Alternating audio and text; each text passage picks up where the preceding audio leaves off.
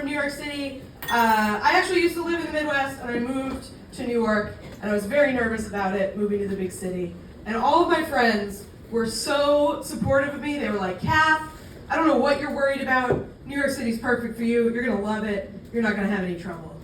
Which I later realized is what people who don't live in New York City say to people they find very unpleasant.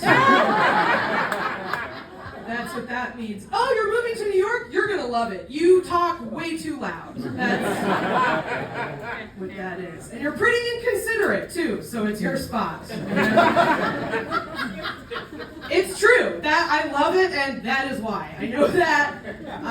It really, I know like the rest of the country hates us, but I think y'all should be grateful because we take all of the most maladjusted people from across the country and we put them on some islands and then force them to pay thousands of dollars to stay alive.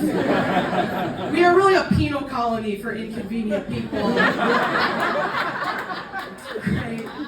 I get it. America doesn't like us. It's fine. We don't like America. It's okay. I do. I like New Jersey. That's what I like. I like New Jersey.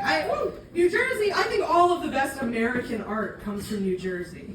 By that, I mean Bruce Springsteen and The Sopranos. That's America to me, you know? And I think it's because New Jersey is like the USA of America. It is.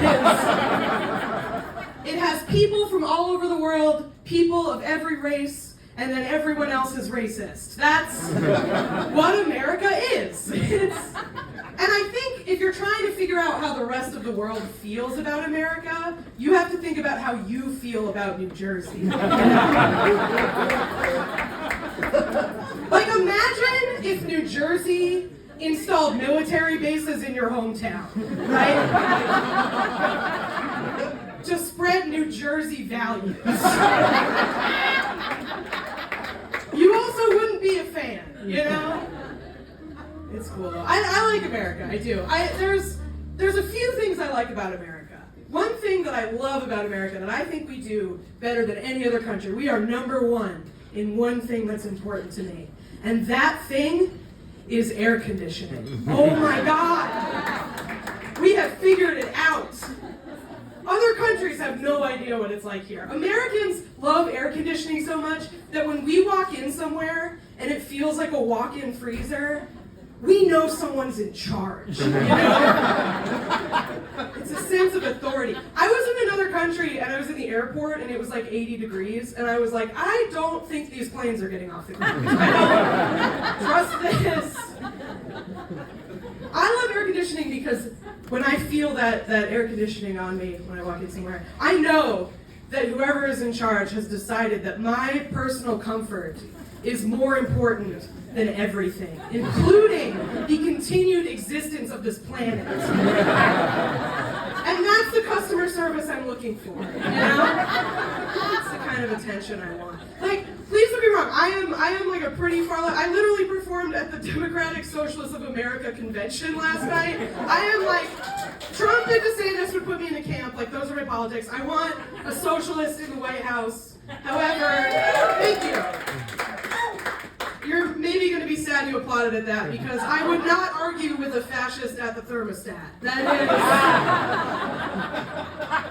That's a fair compromise to me. The less I agree with your politics, the more I want to visit your house in July. You know what I mean? It's true. So I'm a 35-year-old single woman who lives in New York City. They've made some shows about it. I don't know. It's kind of well-trod territory. It's a joke. Hard to do jokes about it. But like, I don't know. I think like my problem with dating, I just have way too high standards. My standards are just completely stratospheric. Like I want to date someone so much better looking than me that they write a New York Post article about us. That's really what I'm looking for. Like, I want me and my boyfriend to go viral on TikTok, and no one is allowed to say why. You know what I mean? That's what I'm looking for. That's not fair. I don't think it's that my standards are too high. I think it's that like what I'm looking for and what is out there just like aren't matching up. It's like the Venn diagram is just two separate circles. You know what I mean? Because like I said, I'm a socialist. I'm like pretty far left. I want to date somebody who shares my values. Like that's important to me to date another leftist. However, I'm not polyamorous, so that cuts out.